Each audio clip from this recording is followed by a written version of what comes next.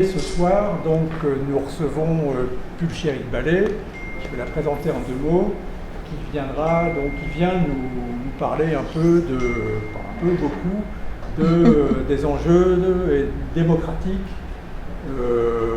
et des défis pour la société civile en Côte d'Ivoire. Ça nous permettra de revenir un peu sur ce concept de société civile qui apparemment est discuté, quel est le secteur associatif, le débat démocratique en Côte d'Ivoire.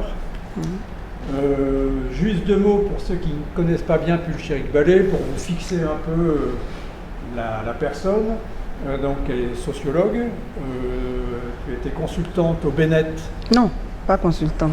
J'étais même embauchée. Oui, voilà, embauchée, salariée au Bénet, chef d'un service. Non. J'étais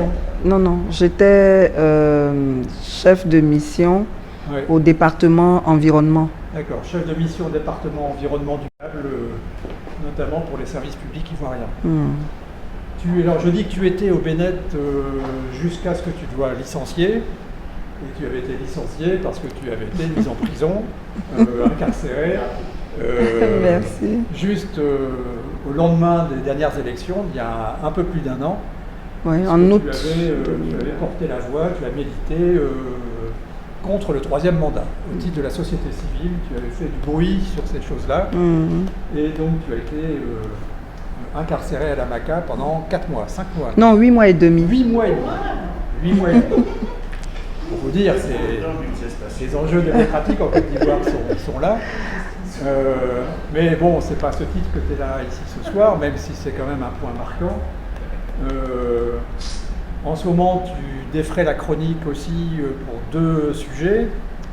Un sujet qui est peut-être plus consensuel parce que tu as organisé au titre de ton association une grande réunion au Radisson Blu avec les principaux partis politiques et des représentants des principaux partis politiques sur la question de la réconciliation. Quelles seraient les conditions de la réconciliation en Côte d'Ivoire? Et puis en ce moment, on en a même parlé sur RFI hier, sur la question des déguerpissements en zone 4 et à Yopougon. Un peu partout. Un peu partout sur les conditions de ces déguerpissements. Voilà un peu la personne. Je te présenterai peut-être plus précisément après. Donc, comme tout Café du Monde, on procède de la manière suivante. Tu fais un petit exposé, un petit propos introductif. Et après, on rentre en discussion avec les participants de la salle. D'accord.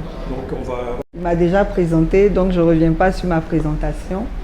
Je voudrais vraiment saluer tout le monde et vous dire que je suis très heureuse d'être là parce que chaque fois qu'il est question de donner des informations ou de sensibiliser sur certains aspects de la vie sociopolitique ivoirienne, je suis toujours prompte à le faire. Donc, la société civile a plusieurs définitions, mais bon, nous, on va aller à la plus simple. C'est qu'en général, la société civile est composée d'organisations non gouvernementales donc, et à but non lucratif. Donc, les ONG, les associations de tout genre, les syndicats, globalement. Les associations, et donc elle a plusieurs objectifs. On a des associations qui travaillent spécifiquement dans le domaine du développement, donc qui accompagnent la politique gouvernementale en matière de développement pour encadrer les populations, très souvent les populations rurales, ou bien les jeunes, ou bien les femmes, ça dépend. Il y en a qui s'occupent d'environnement. Voilà, mais moi particulièrement, j'appartiens à une fêtière qui s'intéresse à tous les problèmes d'intérêt national. Donc nous surfons sur tout ce qui est important pour le pays, que ce soit dans le domaine politique, comme dans le domaine social, humanitaire ou bien du développement. Et donc aujourd'hui, je dois intervenir sur les enjeux et les défis de la société civile face surtout au contexte démocratique. Ce qu'il faut dire, c'est qu'en Côte d'Ivoire, le cadre légal pour que la démocratie s'exerce existe.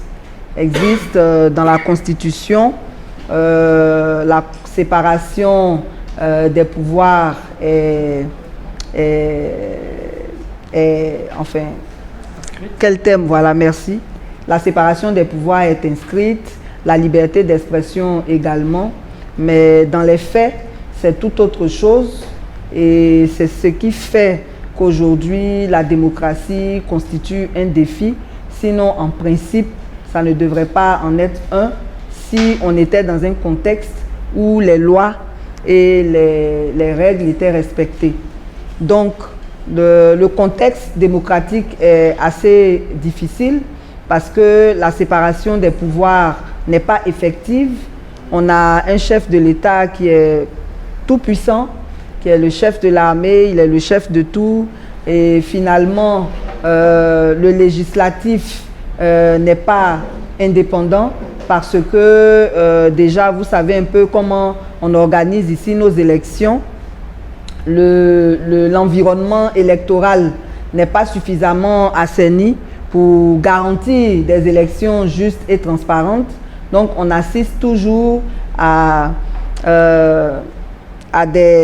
comment on va dire, des pratiques qui font que le parti au pouvoir a toujours la majorité à l'Assemblée nationale et finalement, le législatif donc n'est pas un contre-pouvoir, c'est plutôt un faire-valoir et donc finalement, ça fait partie, le législatif est finalement assujetti à l'exécutif. Il en est de même pour la plupart des institutions, puisque dans la Constitution, c'est le chef de l'État qui nomme tout le monde. Donc finalement, tout le monde lui est soumis et donc tout le monde ne fait pas son travail comme il se devait. Et c'est pareil pour l'appareil judiciaire. Malheureusement, ici encore, le contexte n'est pas reluisant. La justice ivoirienne, depuis ses appendices comme la gendarmerie, la police et tout ça, toutes ces institutions-là sont très corrompues, ce qui fait que la justice n'est pas vraiment effective, les juges ne disent pas le droit comme il se devrait et donc finalement il y a beaucoup d'innocents qui sont emprisonnés, c'est l'argent qui parle à la justice. Pour nous qui avons fait quelque temps à la MACA, on a pu constater par exemple que 2 personnes peuvent être incriminées dans un dossier, celui qui paye le juge est libéré, l'autre poursuit avec la prison. C'est vraiment dramatique, il y a vraiment beaucoup de dysfonctionnements dans tout le système et donc d'une façon globale, le contexte n'est pas démocratique malheureusement et cela se ressent dans tous les aspects, dans tous les domaines, dans tous les secteurs d'activité. Je ne connais pas un seul secteur d'activité qui n'est pas gangréné par la corruption. Et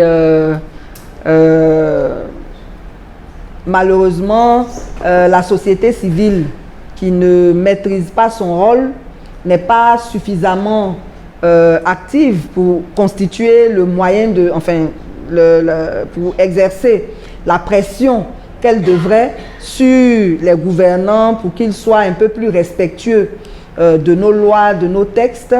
La société civile ivoirienne a été convaincue qu'elle devait se limiter à travailler dans le secteur du développement, alors qu'on sait que quand il n'y a pas de paix, il n'y a pas de développement.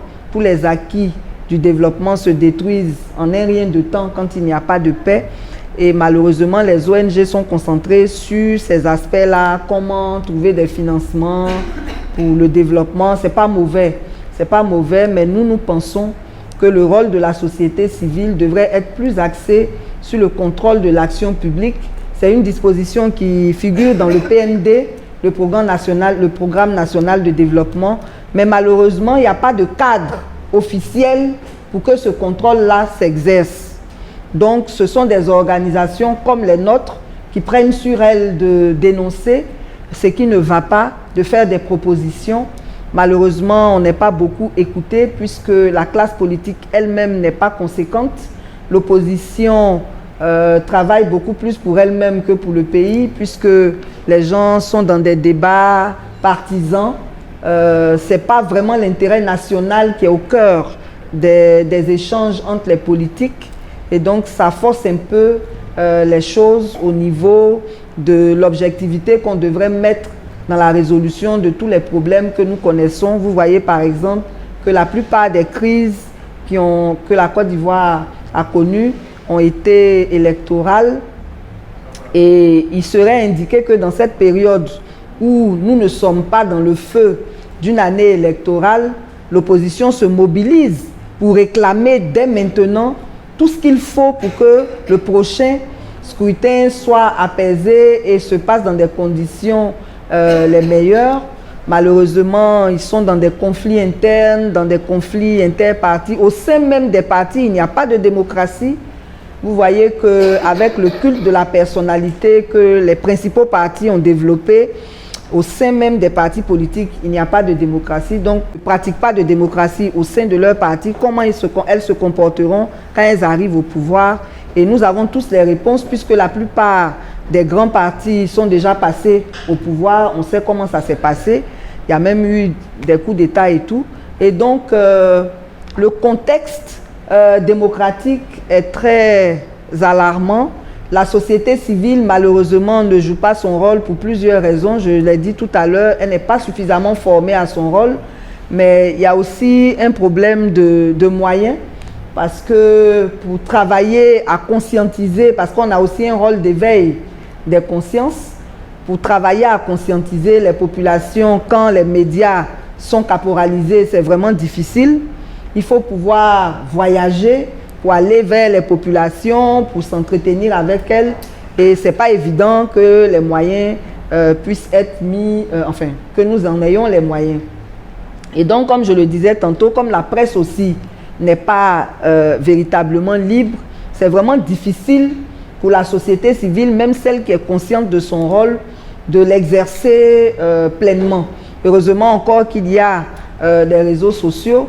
On essaie tant bien que mal d'attirer l'attention des gouvernants sur tout ce qui ne va pas.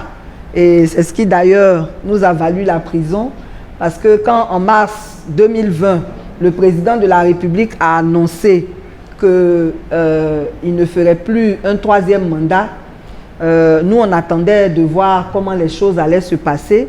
On a désigné le Premier ministre Feu Amadou Gon Coulibaly comme le candidat du parti au pouvoir et malheureusement le 8 juillet 2020, il est décédé. Donc quand il est décédé, nous dans notre organisation, nous essayons d'être proactifs, on essaie d'être un peu prévoyants et donc on a tenu une réunion pour dire que comme le Premier ministre est décédé, certainement que le RHDP devra désigner quelqu'un d'autre. D'autant plus que dans notre constitution, quand il y a un président, normalement, on doit avoir un vice-président. Donc, si on a désigné quelqu'un pour être candidat, a priori, ça suppose qu'on a aussi en idée quelqu'un qui pourrait être vice-président. Malheureusement, ce n'était apparemment pas le cas. Le président a dit que c'était un cas de force majeure. Il fallait que lui-même il se présente à nouveau. Et donc, il y a eu des personnes pour soutenir cette décision. Nous, on a fait partie de ceux qui n'ont pas soutenu la décision. Et comme il y a eu des manifestations qui se sont bien passées pour le troisième mandat, on a pensé qu'on pouvait aussi manifester contre le troisième mandat. Malheureusement, ça nous a coûté ce que ça nous a coûté, mais on n'est pas pour autant découragé, on poursuit la lutte. Et là, actuellement, comme l'a dit M. Courtin, il y a beaucoup de sujets qui sont à l'ordre du jour. Il faut travailler à assainir l'environnement électoral et nous en parlons à tout moment parce que le cadre législatif n'est pas respecté. Normalement, la CEI devrait faire des révisions annuelles de la liste électorale. Elle ne le fait pas. C'est toujours l'année des élections qu'on choisit 1 ou 2 semaines pour actualiser la liste électorale. Et évidemment, ce n'est pas tout le monde qui a les moyens de s'inscrire. Par exemple, pour l'année 2020, la Covid s'est déclenchée ici à partir de mars 2020. Donc, la révision de la liste électorale s'est passée dans une période où il y avait le confinement d'Abidjan. À partir du moment où il y avait le confinement d'Abidjan, il n'était pas facile d'entrer et de sortir d'Abidjan. Et donc, il y a beaucoup de nouveaux majeurs qui n'ont pas pu s'inscrire sur la liste électorale. En ce qui concerne le cadre institutionnel, je le disais tantôt, c'est le président de la République qui nomme tout le monde, donc tout le monde lui est assujetti. Du coup, la CEI, qui n'était pas conforme aux normes, il y a même une organisation de la société civile qu'on appelle l'APDH, une des rares organisations qui a compris le rôle de la société civile et qui avait déposé une plainte auprès de la Cour africaine des droits de l'homme et des peuples, qui a obtenu la réforme de la CEI. Mais finalement, comme on ruse avec tout, on a engagé un dialogue politique sur la CEI qui ne s'est pas passé véritablement comme il se devait. Ce dialogue est fini en queue de poisson. Finalement, au lieu d'assister à une réforme de la CEI, on a assisté à une recomposition toujours en faveur du pouvoir en place. Le Conseil constitutionnel, c'est pareil, c'est le président de la République, selon la Constitution, qui nomme les membres du Conseil constitutionnel. Et donc, finalement, quand la CEI donne ses résultats, le Conseil constitutionnel ne fait pas autre chose que de faire ce qui arrange le pouvoir. Alors qu'il aurait peut-être mieux valu qu'on demande aux constitutionnalistes de désigner parmi leurs pairs qui pourraient travailler dans ce Conseil constitutionnel-là pour qu'il ait toute l'impartialité, la légitimité, l'indépendance dont il a besoin pour trancher sur les contentieux électoraux et pour aussi donner les résultats définitifs des élections. Donc le cadre institutionnel des élections n'est pas bon. Le cadre opérationnel est encore pire puisque depuis le découpage jusqu'à la proclamation des résultats, toutes les opérations qui entrent dans le cadre opérationnel sont aussi biaisées. On a beaucoup d'exemples de régions du nord du pays qui ne sont pas beaucoup peuplées, qui ont plus de députés que des régions du sud plus peuplées. Il y a des choses comme ça. La liste électorale qui n'est pas actualisée dans de bonnes conditions. Le traitement même comment on va dire ça, du scrutin, hein, des urnes qu'on transporte, donc on peut attaquer les urnes, on peut les bourrer, il y a beaucoup de failles dans tout le système. Et donc finalement, le système électoral qui devait nous permettre d'espérer qu'un jour la population elle-même puisse désigner ses dirigeants de façon transparente et libre est problématique. Du coup, ça ferme un peu les espoirs d'une vraie démocratie en Côte d'Ivoire, mais on ne désespère pas pour autant. On continue avec la sensibilisation. On a aussi les problèmes d'ordre social qui sont vraiment importants. Actuellement, ce sont les déguerpissements abusifs de populations qui ont cours. Normalement, les textes sont là. On a une loi qui date même de 1930, ici en Côte d'Ivoire, qui demande que pour les déplacements involontaires de population, les populations soient indemnisées d'abord parce que leur nouveau statut ne devrait pas être inférieur au précédent. Il y a aussi toutes les lois de sauvegarde environnementale et sociale, pas les lois, les normes que la BAD, la Banque mondiale, toutes les institutions financières ont produites, qui s'imposent aussi dans le cadre de tous les projets de développement. Malheureusement, ici, on assiste à des déguerpissements abusifs. J'ai plaisir à dire que sous le président Bédié, on a assisté à plusieurs déguerpissements qui se sont bien passés. Washington, qui était ici à Cocody, qui a été déplacé à Biabou sur la route d'Alépé, dans les normes aussi. On ne comprend pas pourquoi, avec un pouvoir qui nous a promis un Ivoirien, un toit, on assiste à des déguerpissements abusifs. En pleine année scolaire, souvent en saison pluvieuse, on met des populations dans la rue, on met des populations dans la détresse, des élèves qui ne peuvent plus aller à l'école, et c'est ce qui a cours en ce moment. Il y a aussi des conflits de compétences entre comment on va dire, dans l'administration. Par exemple, pour le cas de Yopougon Banco Nord Extension, c'est un quartier qui était dans un projet de redressement avec le ministère de la Construction. Et tout se passait très bien quand le ministère de la Construction a demandé à la mairie de Yopougon de conduire une enquête de Komodo et d'Inkomodo pour achever la procédure. Et c'est en ce moment-là que le maire de Yopougon, contre toute attente, a décidé de déguerpir, de casser le quartier. Ça veut dire que le maire de Yopougon se croit au-dessus du ministre de la Construction. Ça veut dire qu'on ne respecte pas les procédures dans notre administration. Et aujourd'hui, c'est plus de 4000 personnes qui dorment à la Belle Étoile, plus de 617 élèves qui ne vont plus à l'école. Et tenez-vous bien, ce projet-là, c'est un projet pour construire une école. Donc, pour construire un lycée, on détruit la vie de 617 élèves. Je ne sais pas à quoi ça répond, mais c'est vraiment paradoxal et c'est dans cette situation que nous sommes. Là, on a vu dans la presse que pour le métro d'Abidjan, on va encore agrandir l'emprise, alors que déjà il y avait des problèmes. Dans le cadre de ce projet-là, le BNET a mené des enquêtes. Les populations devaient être indemnisées, mais au moment de la libération des emprises, on s'est rendu compte que non seulement il y a des personnes qui ont été recensées, qui n'ont pas été indemnisées et dont les biens ont été détruits, mais pire, il y a des personnes qui n'ont même pas été recensées, parce que quand vous êtes recensé, on procède à une évaluation de vos biens. Donc même quand on a détruit sans vous indemniser, on sait au moins la valeur de ce qu'on a détruit. Mais il y a des personnes, il y a eu des débordements, il y a des personnes qui n'étaient pas recensées, qui n'étaient pas concernées, qui finalement ont vu leurs biens détruits. Et là, ce matin, on nous annonce que l'emprise va être encore élargie. Donc, je ne vais pas monopoliser la parole. Pour me résumer, nous ne sommes pas dans un contexte démocratique et nous l'assumons. La société civile a beaucoup à faire, mais elle n'est pas formée sur son rôle. Et donc, beaucoup ont peur de dire la vérité, beaucoup ont peur de dénoncer ce qui ne va pas.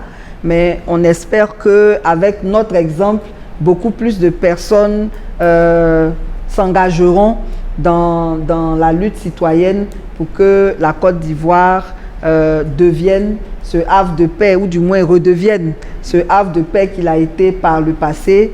Je n'ai pas parlé du projet que nous menons sur la réconciliation pour ne pas monopoliser la parole, mais juste pour dire que nous pensons qu'il n'y a que la société civile qui peut véritablement réconcilier les Ivoiriens, parce que ce sont les politiques qui nous ont envoyé la guerre et ils sont encore dans leur égocentrisme en train de gérer leurs intérêts plutôt que les intérêts du peuple ivoirien.